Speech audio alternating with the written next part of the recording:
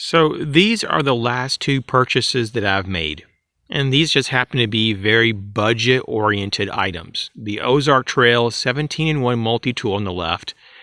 And on the right is the Gerber Order. This is the plain edge version with the gray rubber overlay. These are very inexpensive. This one was $21.50 and this cost me $7. I don't really know if you can go much cheaper than these kind of knives and get any better quality. I think from what I've seen over the many years of buying these kind of products, this is kind of representing some of the better value out there. Now, these may not be your type of style of tools. This may not be your flavor of what you prefer. Your needs may dictate something totally different, and that's cool. But I kind of wanted to re-highlight these two items because I made a few videos just recently on these items, and there's been some people that may have misunderstood me a little bit. I'm not saying that this is the end-all, be-all of knives and multi-tools, but these are just examples because I get sometimes really quite a few questions from young people, some of which are in college or in high school. And they ask me sometimes, hey, I'm on an extreme budget.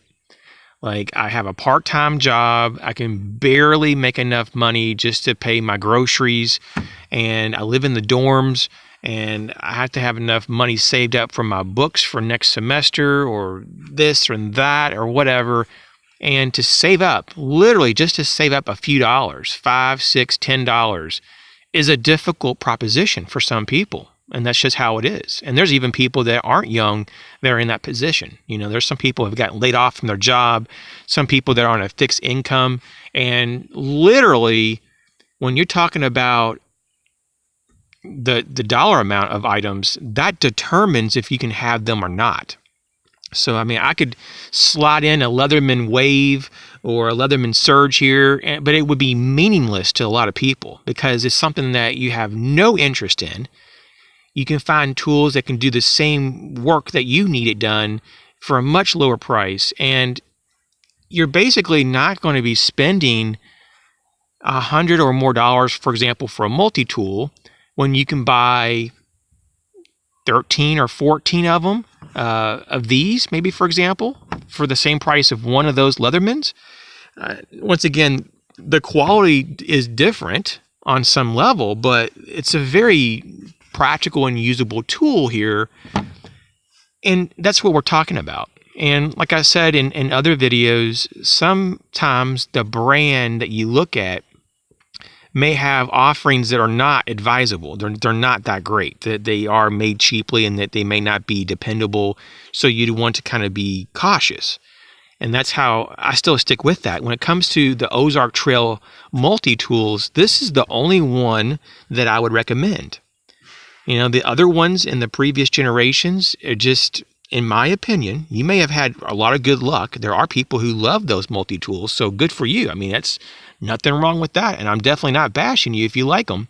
But just for me personally, this is about the simplest and of an option that I would go. Now, in terms of the pocket knives, I have pocket knives that are much more, cheaply made and even affordable than this. But I think this is kind of like a really good type of level of quality to kind of use as a standard. 420 high carbon stainless steel. It's very lightweight. It uses like a glass-filled nylon handle scales, so it's very durable, resistant to chemicals. It has this nice rubber overmold. It's very grippy and overall, it's a great knife. It has a forward choil here. You can choke up and you can get into small types of cutting chores or detailed chores. You have a position here, and then you can even choke up and use this modified clip point to do like some different types of push cuts or draw cuts.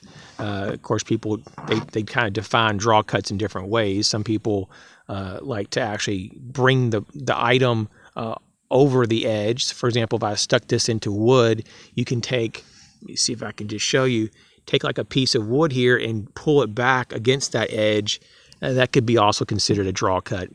But, overall, there's really nothing wrong with this knife. And if you're on a budget, I'm sorry, but, don't overlook something like this. Just because maybe your friends are walking around with a Benchmade 940 doesn't mean that it's the best choice for you. This really might be the best option. And so just don't discount things just because there's a stigma attached to them. So anyways, this is all I'm trying to say today.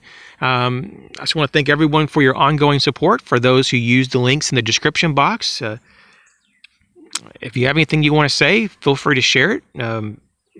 Other than that, though, everyone be safe. Have an enjoyable spring. It's starting to warm up where I live. It's not really warm. Well, not that warm, but I'm down to a t-shirt. So, hey, we're making some progress. You guys take care.